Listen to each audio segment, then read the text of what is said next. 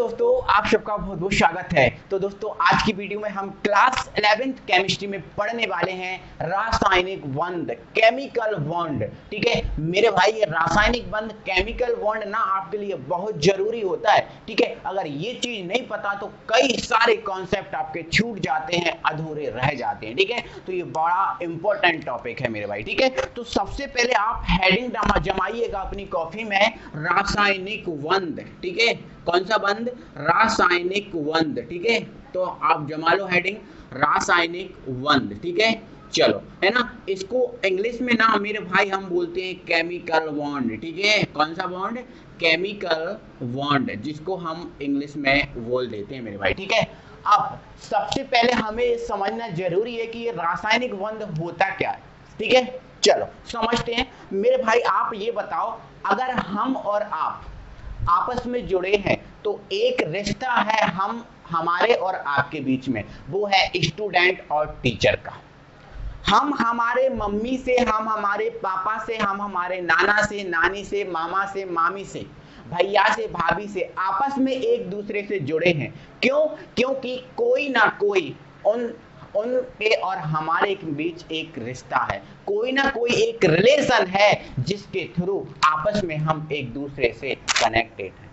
मतलब सीधी सी बात ओवरऑल अगर कहें दोस्तों, कि इंसान आपस में एक दूसरे से जिस रिश्ते के, मतलब जिसके द्वारा आपस में जुड़े होते हैं, उसे हम क्या बोलते हैं? एक रिश्ता बोलते हैं। क्या बोलते हैं? एक रिश्ता बोलते हैं, एक रिलेशन बोलते हैं। और इस रिलेशन के थ्रू इंसान जो है, व्यक्ति है, आपस में एक दूसरे से जुड़ा होता है, एक दूसरे से बंधा होता है मेरे भाई। अब ये हम पढ़ रहे हैं केमिस्ट्री, और केमिस्ट्री में चलते हैं परमाणु। केमिस्ट्री में क्या चलते हैं? परमाणु, या फिर केमिस्ट्री में आपके क्या चलते हैं? तत्व।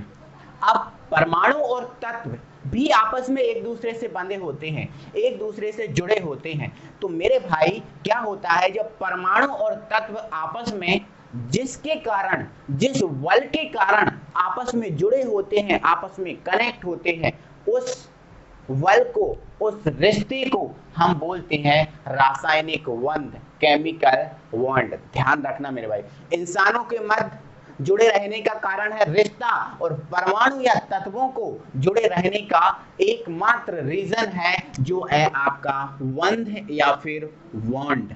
बंध या फिर बॉन्ड। तो रासायनिक बंध या रासायनिक बंध की परिभाषा आपकी जो होगी वो क्या होगी? वो परिभाषा ये है कि अणु में उपस्थित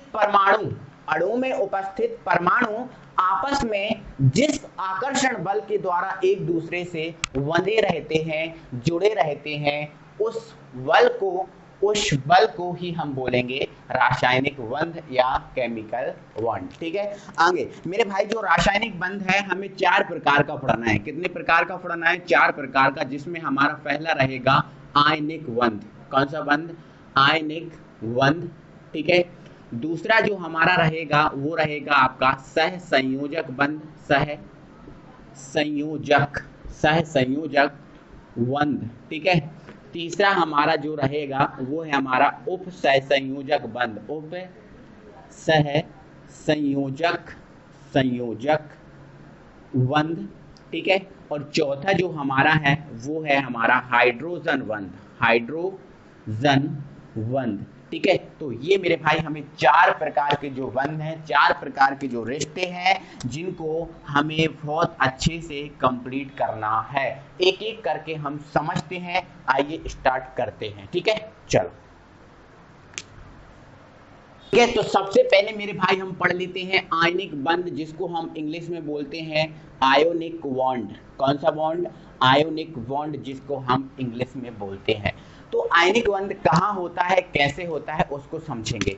तो मेरे भाई आपको इतना तो पता ही है, जो भी परमाणु, जैसे मान के चलो ये सोडियम परमाणु है। अब यदि ये सोडियम परमाणु इलेक्ट्रॉन का दान करता है, क्या करता है? इलेक्ट्रॉन का दान करता है, मतलब ये जो आपका सोडियम परमाणु है वो क्या होना चाहिए? धातु होना चाहिए। आपको इतना पता है, जो इलेक्ट्रॉन का दान करता है वो धातु होता है। क्या होता है?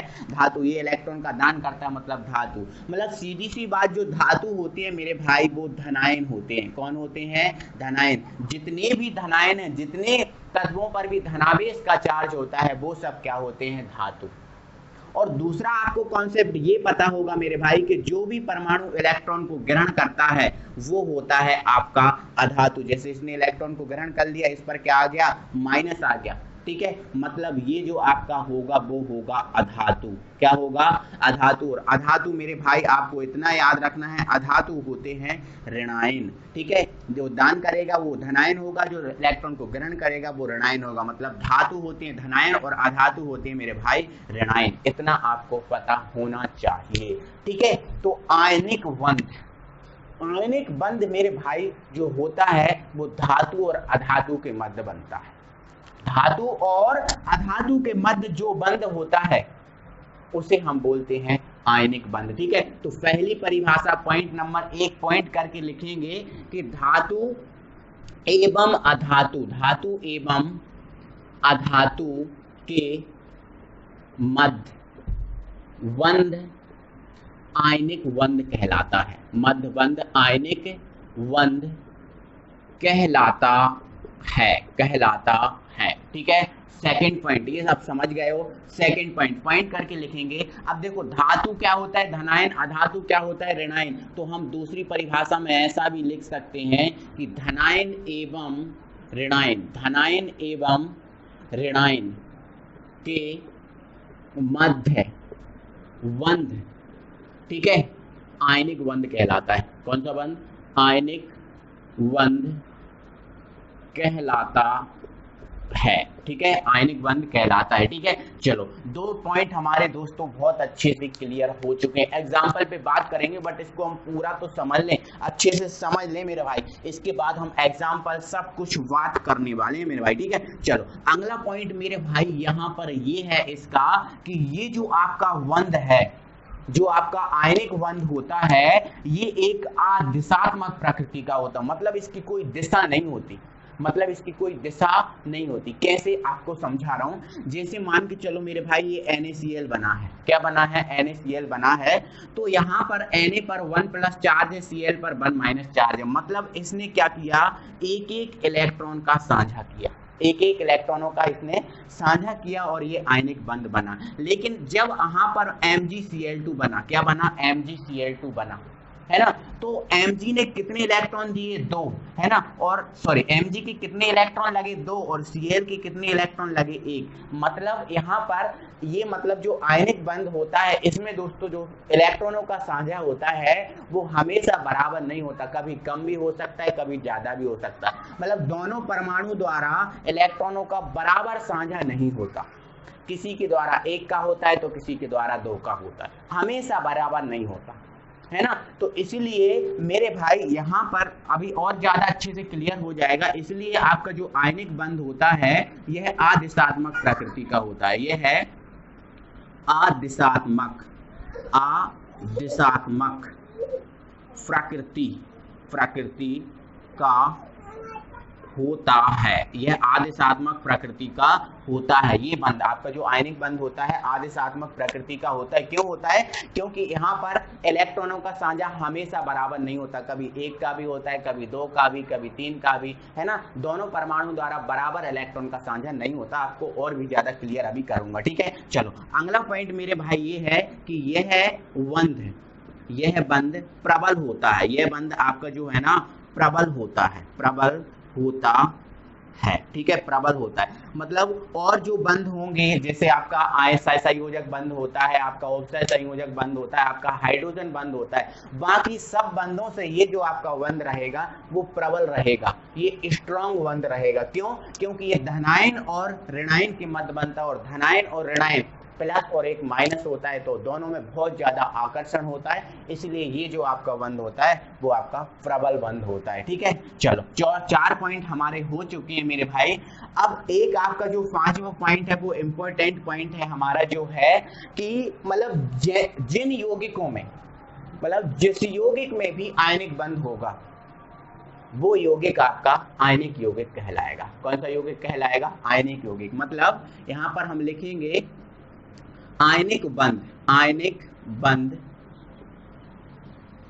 आयनिक बंध वाले यौगिक, आयनिक बंध वाले यौगिक, यौगिक,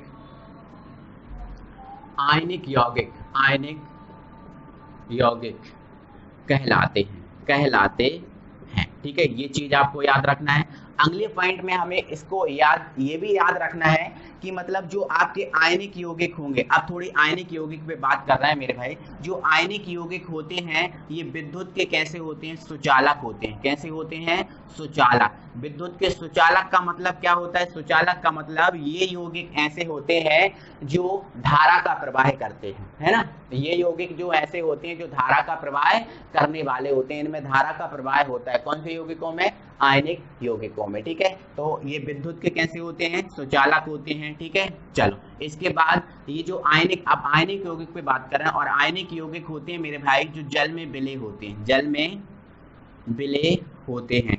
मतलब ये अगर हम इनको जल में डाल दें तो ये जल में घुल जाएंगे, जैसे नमक जल में घुल जाता है उसी प्रकार से जितने भी जो आयनिक यौगिक होंगे वो सब जल में घुल जाएंगे। ठीक है, चलो इसके बाद अगला पॉइंट आपको ये याद रखना है कि मेरे भाई कि जो आयनिक यौगिक होंगे वो सभी ठोस होते हैं। सभी कैसे होते हैं, ठोस होते हैं। सभी सॉलिड स्टेट में, सॉलिड अवस्था में रहते हैं। ठीक है, तो ये हमने आयनिक यौगिक। अब हमारा बचा है मेरे भाई एग्जाम्पल। क्या बचा है हमारा, एग्जाम्पल, जो कि आपका वेस्ट है। ठीक है, एग्जाम्पल तो आपके लिए सबसे जरूरी होता है ना, वो तो आपके लिए बचा ही हुआ है। ठीक है, तो मेरे भाई जैसे हमने देखा Na क्या है, आपका धातु है। Na आपका क्या है, धातु, क्योंकि इस पे धनायन है।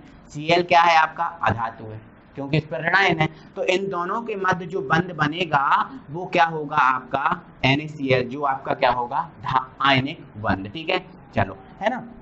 दूसरा आपका KCl है। आपको पता है K पर धनावेश होता है, Cl पर ऋणावेश, मतलब धनावेश और ऋणावेश है, मतलब कौन सा बंध है, आयनिक बंध है। ठीक है, चलो, है ना। हमने लिख लिया मेरे भाई AgCl, हमने लिख लिया AgCl। हमें पता है Ag धनावेशित है, Cl ऋणावेशित है, मतलब इसमें भी आयनिक बंध है। ठीक है, हमने लिख दिया मेरे भाई AgBr, है ना। हमें पता है Ag धनावेशित, Br आपका ऋणावेशित, मतलब इसमें भी आपका कौन सा बंध होगा, आयनिक बंध होगा। ठीक है, हमने लिख दिया मेरे भाई FeO, मतलब ये धनावेशित, ये ऋणावेशित, मतलब इसमें भी आयनिक बंध। हमने लिख दिया CuO, इसमें भी कौन सा बंध, आयनिक बंध। मतलब सीधी सी बात, धनावेश और ऋणावेश के मध्य जो बंध होगा मेरे भाई वो आपका कौन सा बंध होना चाहिए, आयनिक बंध होना चाहिए। इधर क्लियर। अब मेरे भाई वास्तविकता में जो आयनिक बंध होता है वो कैसे बनता है उस चीज को मैं और जरा दिखा दे रहा हूँ। वास्तविक पे बात करेंगे अब, है ना। आयनिक बंध जैसे NaCl भी बना, तो वास्तव में बना कैसे उस चीज को हम ध्यान पे समझेंगे, ध्यान से समझेंगे। ठीक है, चलो, है ना। तो यहाँ पर आप अपनी कॉपी में हेडिंग डाल दीजिए, आयनिक बंध का निर्माण। ठीक है, आयनिक, ठीक है, बंध का निर्माण। ठीक है, आयनिक बंध का निर्माण। ठीक है, तो वास्तव में जो आपका NaCl में, ठीक है, NaCl में हम आयनिक बंध का निर्माण करेंगे। ठीक है, सबसे पहले, है ना। तो वास्तव में NaCl में हमें पता है आयनिक बंध है, बट आयनिक बंध इसमें कैसे होता है उस चीज को देखेंगे, है ना। तो वास्तव में क्या होता है मेरे भाई, जो Na होता है, जो का क्या होता है आपका Na, वास्तव में क्या होगा, Na पहले क्या करेगा, अपना एक इलेक्ट्रॉन त्यागेगा।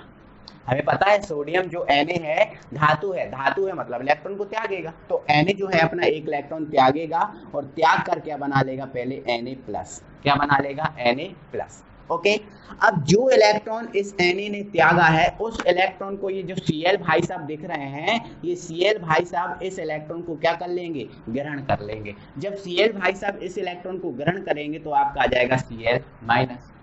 तो सोडियम भाई साहब ने क्या किया, इलेक्ट्रॉन का दान किया, मतलब ये क्या बन गए, धातु बन गए। क्या बन गए, धातु। अब Cl भाई साहब ने इलेक्ट्रॉन को ग्रहण किया, मतलब ये क्या बन गए, अधातु बन गए। इनने दान किया, इनने ग्रहण किया, Cl- यहाँ पर Na+। आगे क्या होगा, Na+, ठीक है, और जो आपका Cl- है ये दोनों आपस में क्रिया करेंगे, तो प्लस से माइनस कैंसिल और बन जाएगा आपका NaCl। तो इस टाइप से मेरे भाई वास्तव में ये जो बंध है ना वो बनता है। इसी प्रकार भी किसी भी परमाणु का बनता है ना। जैसे अगर हम FeO में देखें, है ना, FeO में, है ना, तो सबसे पहले क्या होगा, जो FeO भाई साहब हैं ये क्या करेंगे, 2 इलेक्ट्रॉन का दान करेंगे और क्या बना लेंगे, Fe2+। हमें पता है Fe 2 इलेक्ट्रॉन का दान करता है, कोई दिक्कत नहीं क्योंकि Fe धातु है ना। तो ये दान कर देंगे, तो ये 2 इलेक्ट्रॉन दान कर दिए। आगे क्या होगा, ये O भाई साहब हैं, ये O भाई साहब ये 2 इलेक्ट्रॉन को क्या कर लेंगे, ग्रहण कर लेंगे, तो बन जाएगा O2-। आगे Fe2+ और O2- Fe2+ और O2- क्रिया करेंगे और बना देंगे FeO, क्योंकि इधर से ये कैंसिल FeO। तो इस टाइप से मेरे भाई आयनिक बंध का निर्माण होता है। आई होप कि ये पूरा समझ में आया होगा। आयनिक बंध हमने टोटली फिनिश किया है, कोई दिक्कत नहीं है। फुल कॉन्सेप्ट के साथ हर एक चीज को मैंने क्लियर आपको किया है, तो दिक्कत नहीं होगी। तो मेरे भाई आई होप कि वीडियो अच्छा लगा है, वीडियो में मजा आया है दिल से, तो आप वीडियो को लाइक कर दो, है ना, अपने दोस्तों में शेयर कर दो। बाकी का जो बॉन्ड है आपका संयोजक बंध, उसको हम कल देखेंगे। आज हमारे पास कम समय होने के कारण हम केवल आयनिक बॉन्ड ही आपको बता रहे हैं। ठीक है, मिलते हैं तो फिर अगले वीडियो में, तब तक के लिए थैंक यू वेरी मच।